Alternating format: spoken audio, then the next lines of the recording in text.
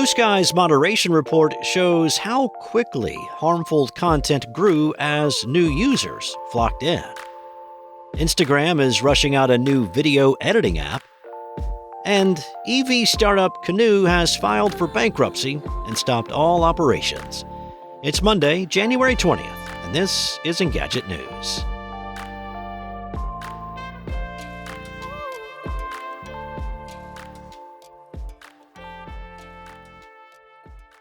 Bluesky experienced explosive growth last year, particularly toward the end, necessitating that the platform ramp up its moderation efforts.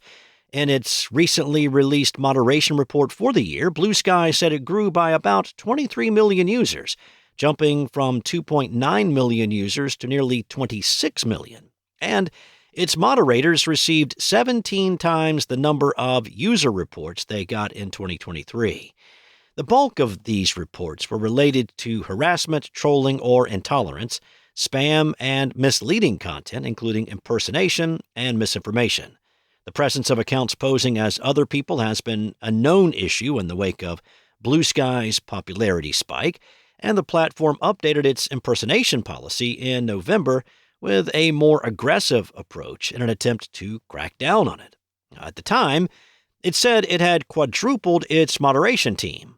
The new report says that Bluesky's moderation team has grown to about 100, and hiring is ongoing.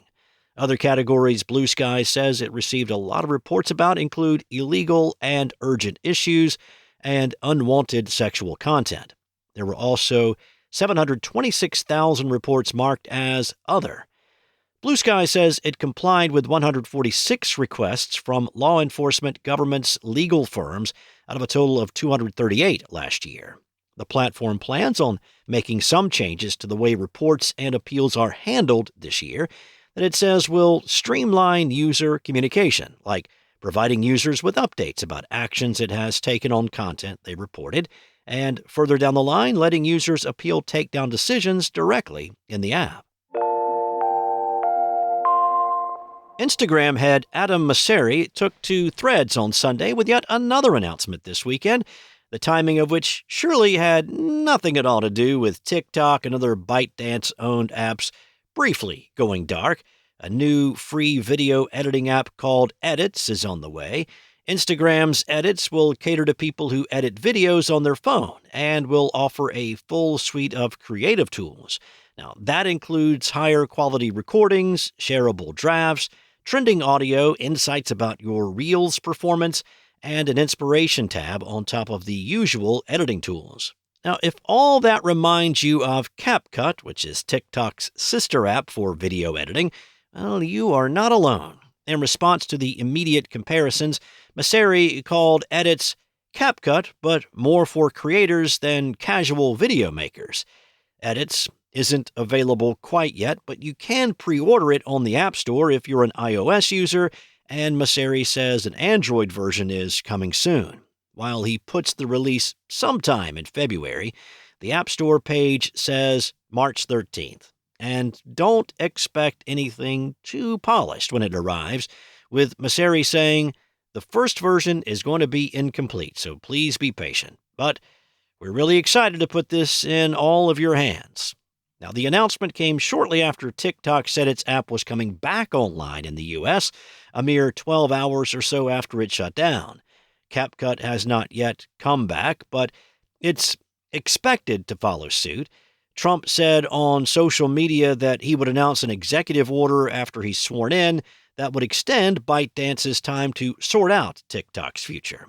While Threads users have been calling Instagram out for the timing of the announcement, Mosseri said the app has been in development for months, and he thinks that it will end up pretty different than CapCut. Now, one way it appears Edits may have a leg up on CapCut, at least, is that the App Store page says videos will not have a watermark when they're exported.